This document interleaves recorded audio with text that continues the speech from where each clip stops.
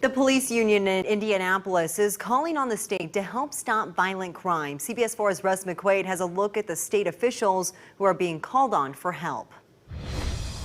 After talking to reporters, FOP boss Rick Snyder was due here at the State House to sit down with the House Speaker and the President Pro Tem of the Senate to ask them for state help. With nearly 700 shootings, 145 stabbings, and 160 homicides so far this year, the FOP says it is fed up with the approach taken to curbing crime by Mayor Joe Hogsett and local leaders. Snyder is calling for reviews of Marion County's pretrial and post-conviction release and monitoring of people charged and convicted of crimes.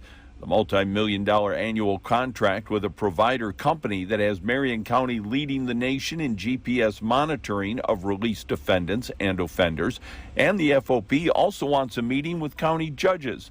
Snyder also wants the state Supreme Court, the Attorney General, and even the governor to take immediate, if not emergency action, to examine crime in Indianapolis and provide solutions. We are coming to the point, and we want the governor to understand and be on standby.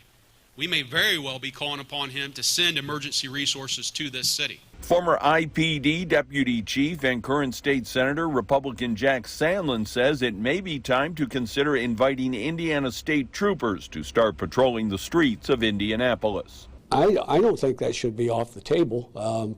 It would be my intention when I get a meeting with the state police superintendent to discuss that with him. State Representative Ed Delaney of Indianapolis says it's not the state's job to protect city neighborhoods or review local courts. The state legislature does not monitor and regulate the Indianapolis Police Department or any other police department. The Attorney General similarly does not do that, and I would question his ability to do that. If the mayor thinks he needs assistance from the governor, he knows the phone number.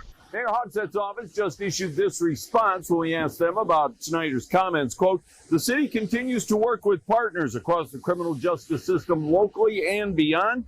The mayor will present a proposed fiscal package centered around public safety to the City County Council on August 9th. At the Indiana State House, Russ McQuaid, CBS 4.